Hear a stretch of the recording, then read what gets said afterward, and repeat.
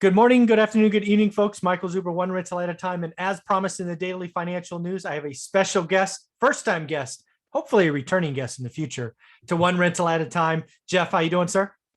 Great, Michael. Thank you for having me today. Yes, excellent. So this interview, this conversation comes about, I think about 6 weeks ago. I was reading about some new landlord tenant things going on in Portland specifically, maybe the greater Oregon area. I'm like, I know nothing about it. In fact, Oregon appears to be making California look landlord friendly, which is frightening to say. And I'm like, anybody out there that invests there, let's have a conversation. And Jeff raised his hand and we're having a conversation. So Jeff, you're in Oregon and some other markets that are top of mind. So let's welcome you to the show. How you doing? I'm doing great. I'm doing great. So we are in Oregon. My wife and I have been investing in the Portland metro area for approximately 10 years now. Okay. Started off just buying our first single family house. Ended up purchasing a total of 5 single family homes. We decided we wanted to, scale up, went into some smaller multis, and then, COVID hit. Yeah. So our governor, along with a lot of other leaders, chose to place the moratoriums, the eviction moratoriums, on all of us, wealthy landlords. Yeah. And, Every landlord's wealthy. No. every landlord. And so I'm a licensed realtor in Oregon, in Portland, and we decided maybe we should diversify a little bit. So Okay. we ended up keeping some in Oregon, but we've since moved some properties over into the Boise metro area Oh, wow. and into Phoenix. And while we're not looking at selling everything here in Portland, I'm very conscious of where I buy, where I will continue to buy, and Right. where I will recommend my clients to purchase. And that's outside of Portland metro, or outside of the city of Portland. Sure. Clackamas County, Washington County. Washington County is where Nike's located, Intel, other high tech companies. So, and it's growing, Right. a lot. So I just want to make sure I caught all of that right, because that is very interesting. And it really shows how, frankly, government intervention could change the equation in people, because it's a free country. You just pick up your chips and you move elsewhere. So I think what you said is you started investing slowly in Oregon, right? You went from having one single to 5, and then you started going multifamily. You were only in Oregon as COVID hit. Is that a true statement? that is correct. Okay. So all the eggs in one basket. Somebody comes in and starts kicking over the basket. You're like, ooh, that's no fun. You're changing the rules. The equation doesn't work as much. And now you start, I'm guessing you sold clearly and moved elsewhere. Did you do a 1031 or did you just take the tax hit? No, we did. We exchanged. So we started with selling one fourplex and one triplex. Okay. Exchanged those two, added money with it, went into Boise. And then we ended up selling another fourplex here this spring, and then exchanged that into one more property we were waiting to close on in Boise, and then one down in Phoenix. So what I don't know kind of what selling A and getting B is. So you sell a fourplex in Oregon that you've owned for a while, clearly a lot of appreciation and equity, no doubt. What does that get you in Boise? Because Boise's been in the news, right? I talk about Boise being one of those markets like kind of a little frothy. What does it get you in Boise? Well, so we started looking in Boise in approximately September of last year.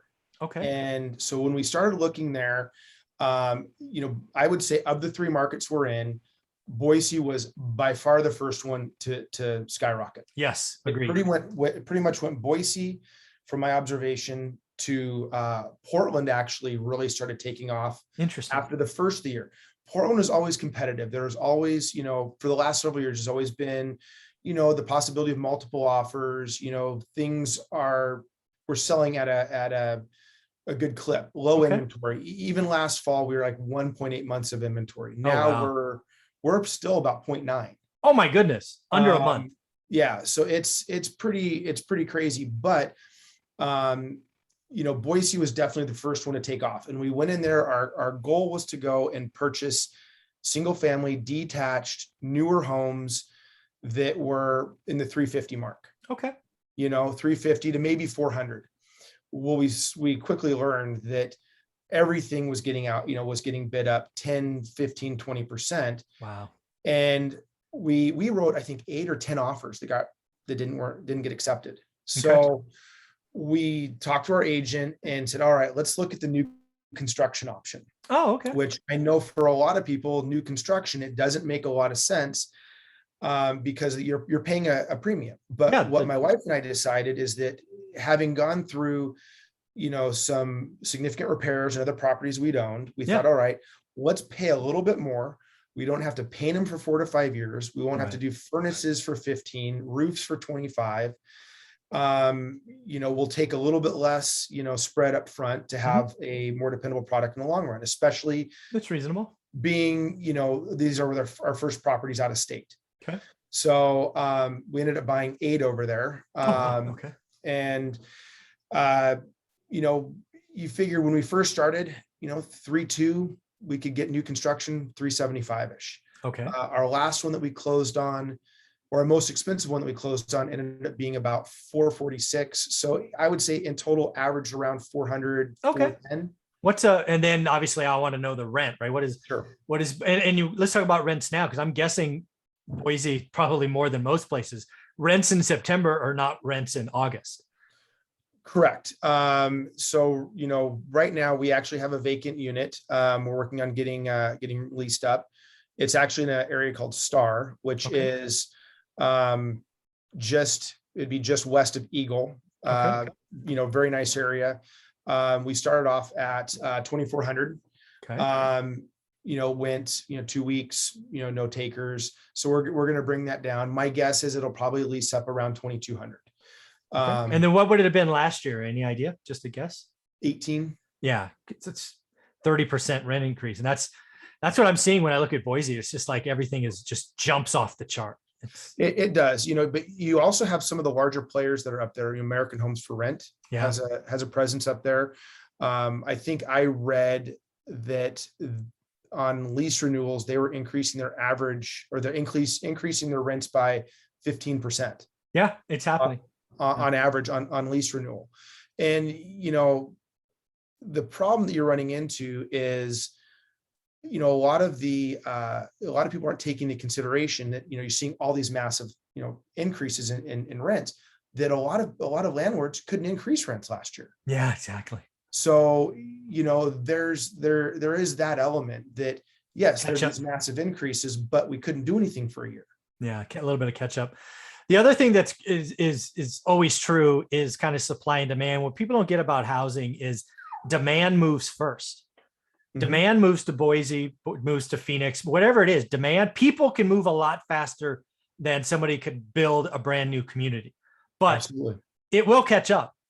It just, and I'm guessing there's a bunch of, I don't know if they're really cranes per se, but I bet there's a bunch of crews building housing or apartments or something in Boise. Is that true or no? There's a lot of new construction that's going, in the Meridian area, in Kuna. It's basically Ada County. So the two primary counties are Ada County and Canyon County.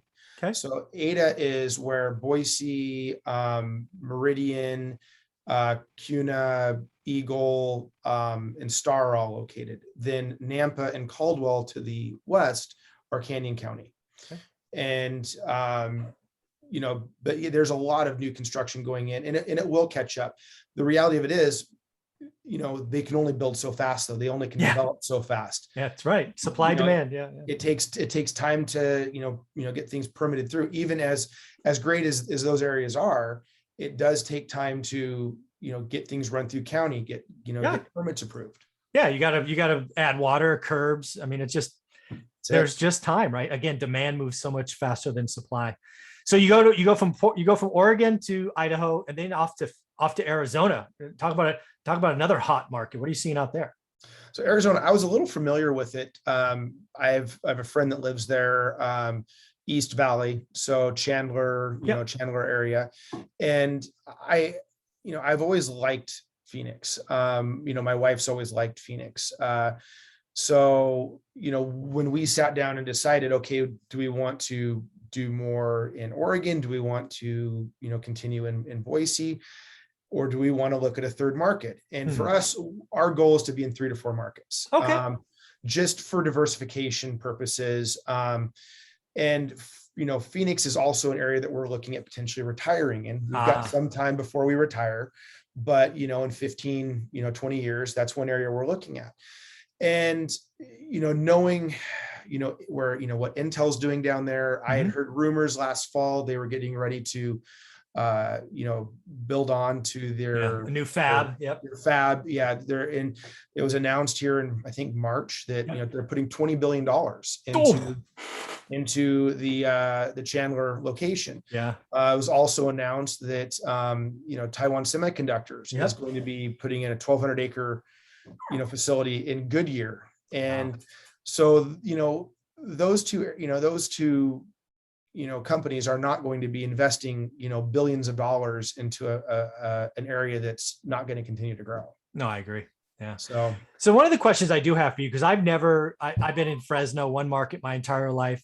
I'm lucky at least, well, California has kind of changed around my Fresno County is, Fresno County is red, while the rest of the state is blue, if that makes sense to folks. How is it having stuff in 3 different areas, 3 different property managers, different reports, different this, different that? Is it as much a hassle as I think it is, or is it pretty easy to deal with? It's easy. If there's a problem, my general rule is if there's an issue, call the contractor first, then let me know.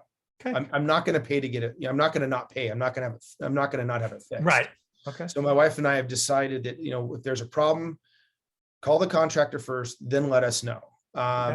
And, they deposit, the money into our account. They, send us reports. We get our, all of our tax documents. It's very cool. They're all using the same program. So it's very, that's helpful. Okay. Yeah. It's a very easy program.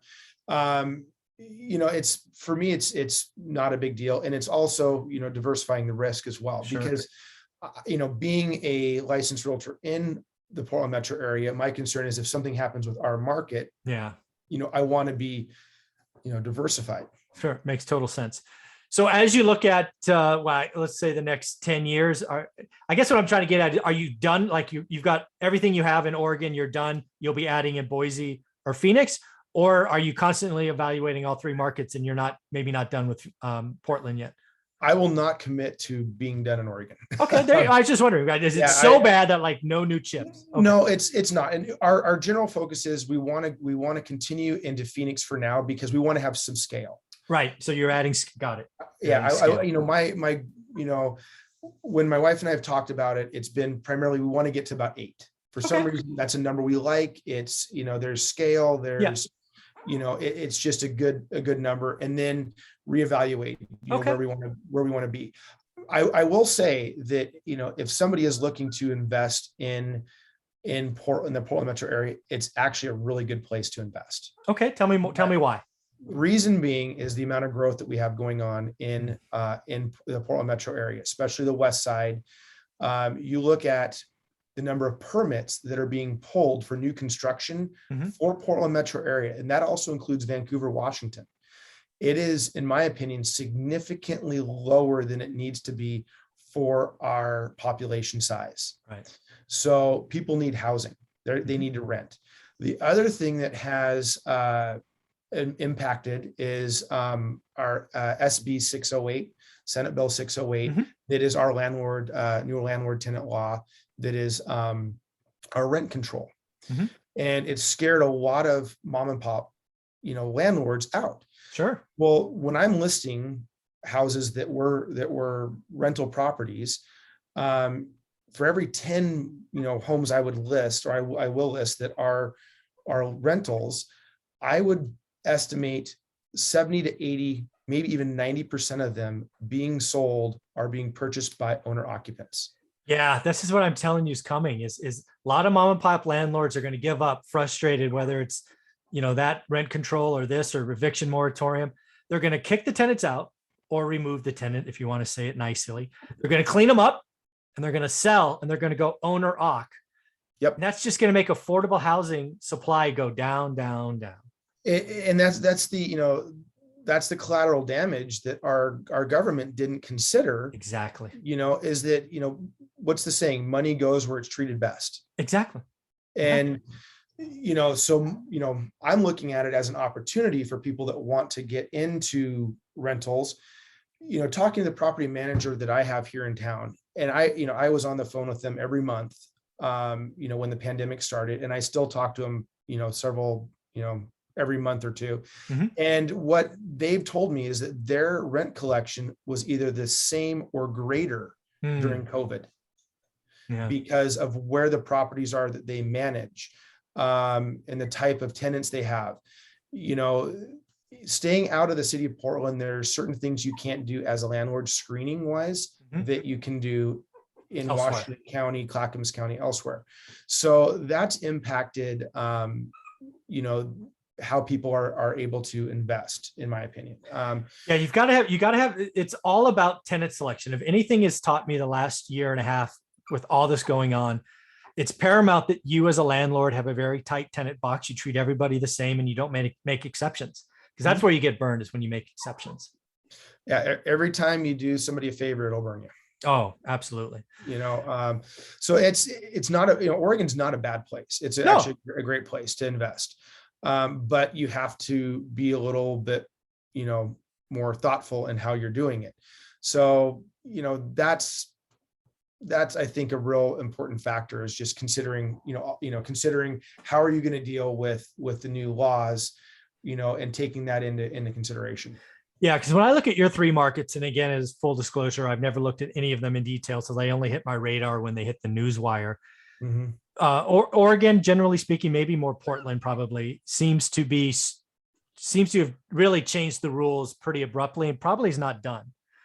But then when I look at Boise, very friendly, again, demand moved first, now supply is coming, and then Phoenix is like, it's been hot for a decade, right? It's Scottsdale and other areas. So I think you're hammered really bad in 2008. Oh, it did. Yeah. It got just Vegas and Phoenix, Scottsdale. Yeah. But you go back and you look at inventory, and I think, it goes back to one of the videos that you put on, that's comparing 2006 to 2008. Yeah.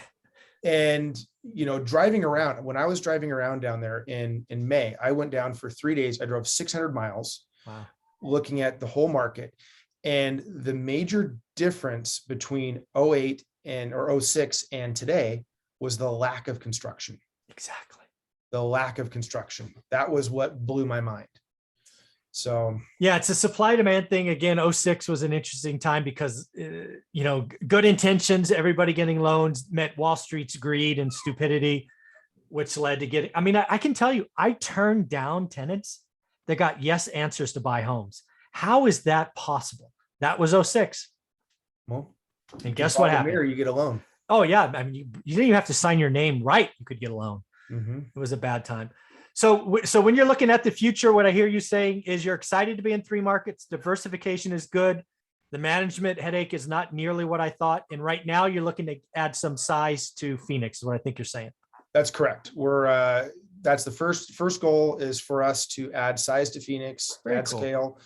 And then once we get to that point, then we'll reevaluate and see, what we want to do. Do we want to continue in Oregon? Do we want to go further into Idaho, or continue in the Phoenix metro area?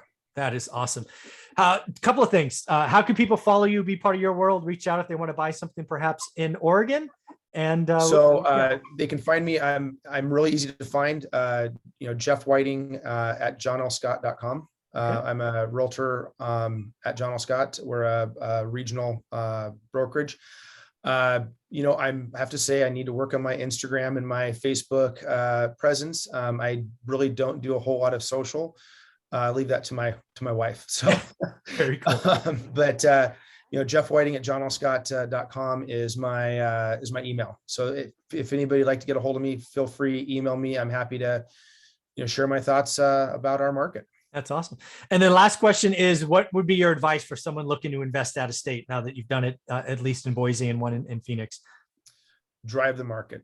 Yes, please. Drive the market. Literally what I did getting into Phoenix, even being familiar with it, I did this in Boise as well, is I went and I found addresses. Wasn't really concerned if I was super interested in the house or not, but I routed a path, and I just wanted to go look at areas. Yeah. And, you have to have a target, or you just drive, aimlessly around. Yeah.